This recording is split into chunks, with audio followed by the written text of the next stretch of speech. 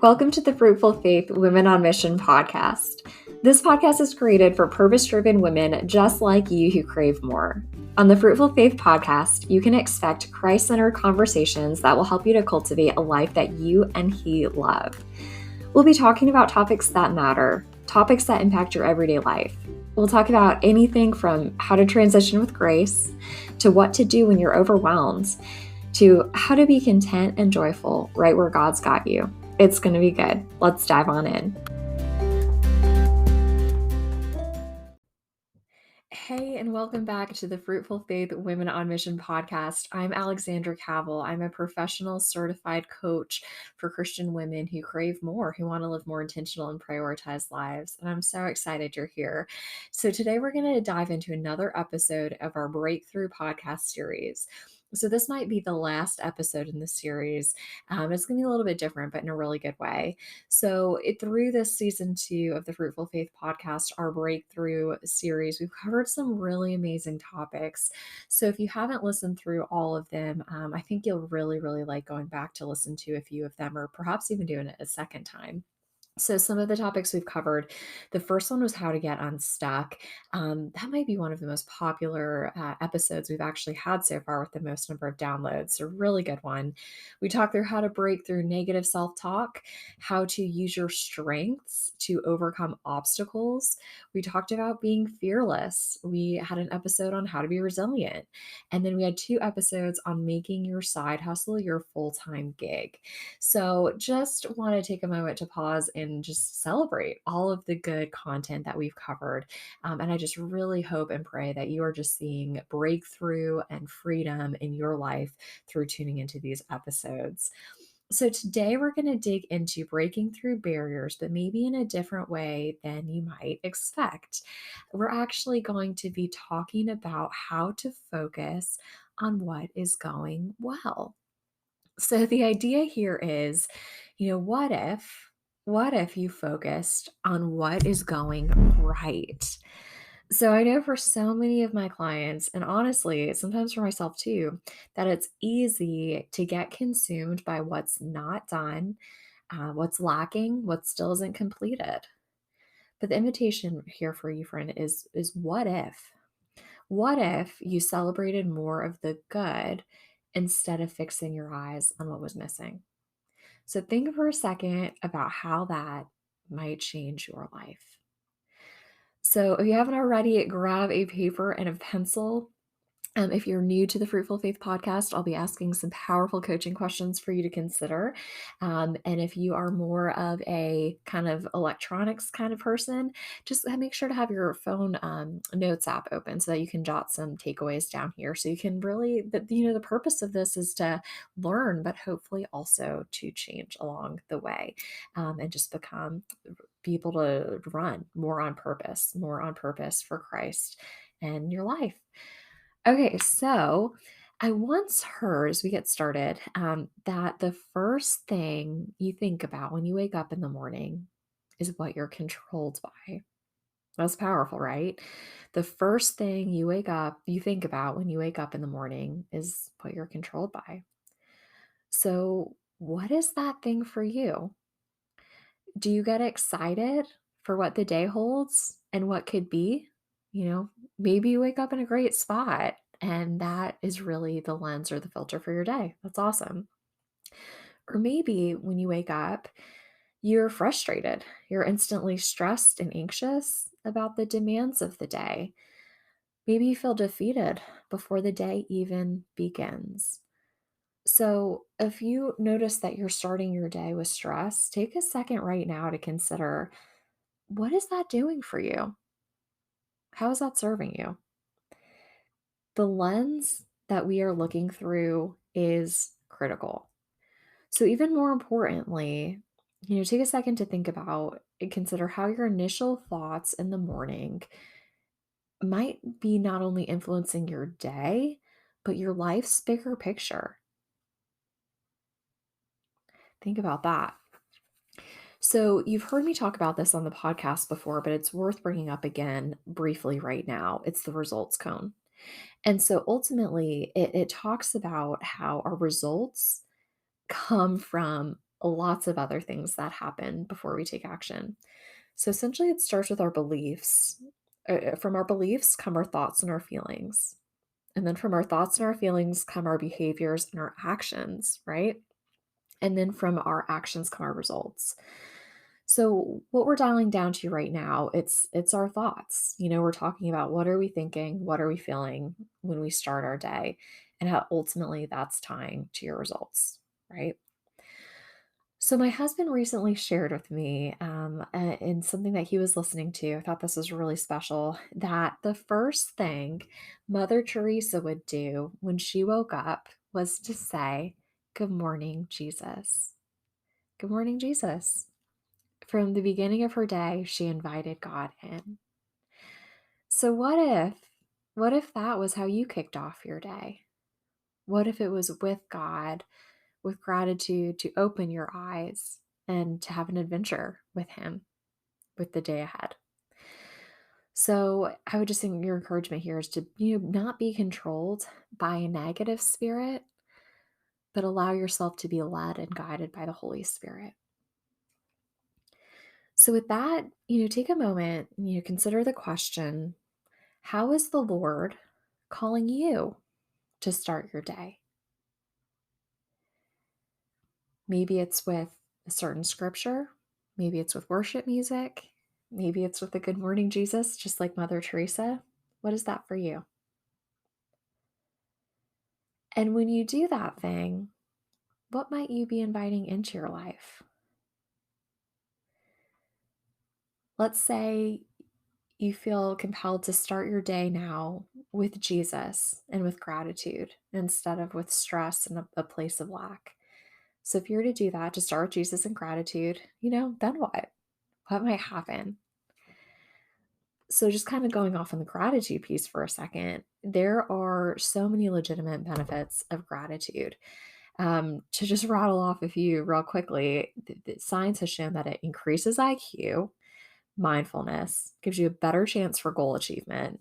It increases your emotional intelligence, your memory, your self discipline, your self confidence, your creativity, and communication skills.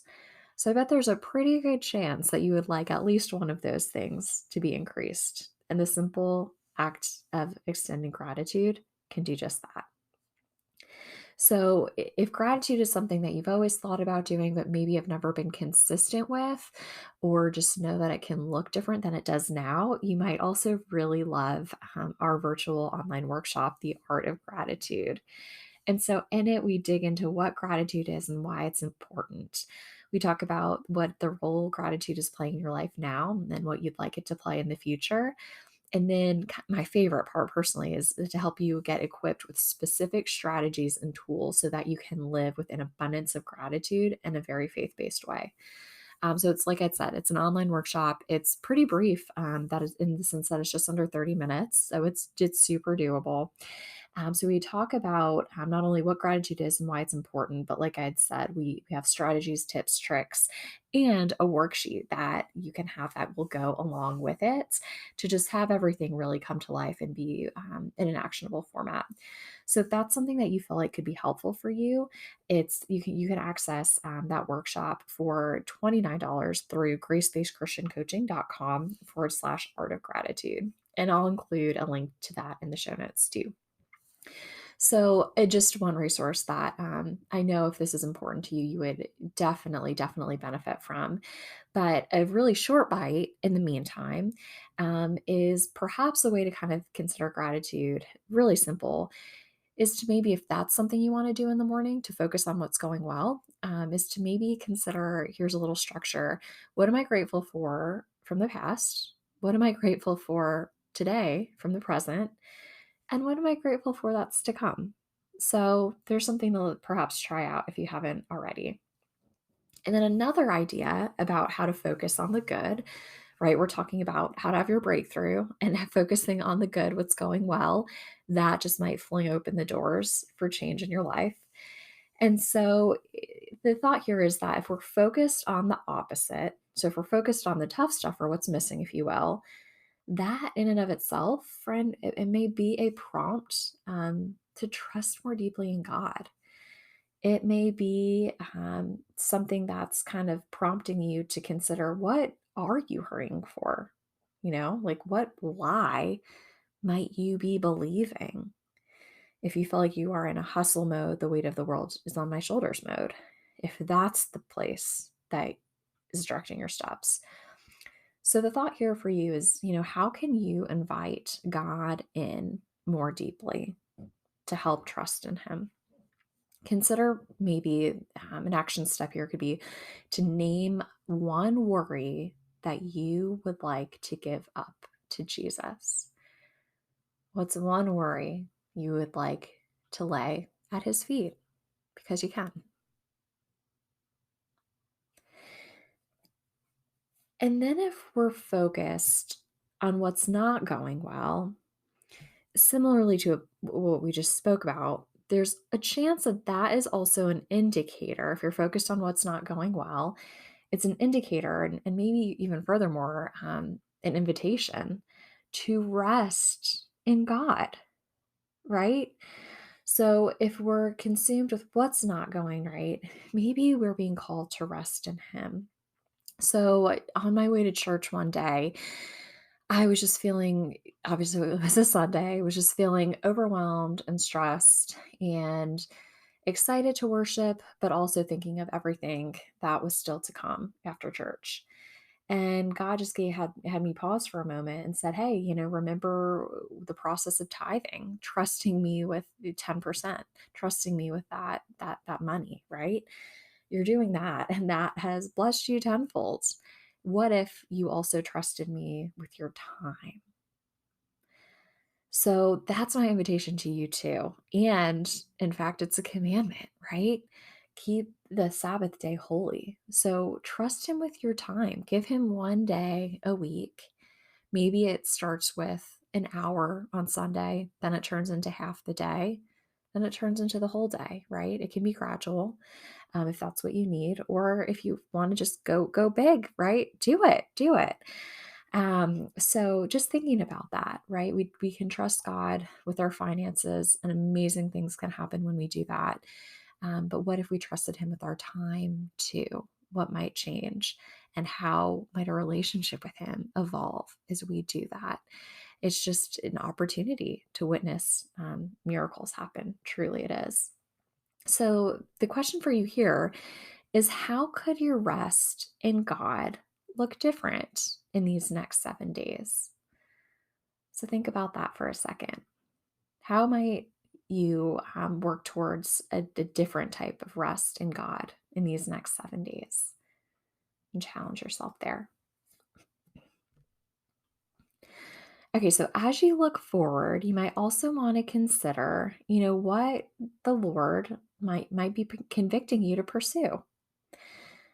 So maybe it's kind of somewhat connected to what we touched on. Maybe it's surrender. Maybe God is encouraging you to let go of control, let go of the idea that the weight of the world rests on your shoulders, let go of the fact that everything has to be done by a certain period of time. I've heard too, if we've got too much on our plates, if we're too busy, we are doing things that God has not intended us to do in this season. And that gave me a lot of freedom. So maybe that's something for you to perhaps consider or think about too. And the truth that, we can operate in His strength and not our own, especially when it's what He is calling us to. He is going to equip us for that thing and give us the resources to make it happen. And then, maybe the Lord's convicting you to pursue contentment. We talked about gratitude. We talked about the power of that, the real benefits. Again, you can head to gracebasechristiancoaching.com/art of gratitude if you'd like some additional support of how you can truly just see gratitude evolve your life in the best possible way. But really, resting in the fact that there's actually a lot of good that's happening in your life. That can be a total game changer. And the beautiful thing is that it doesn't just benefit you, right?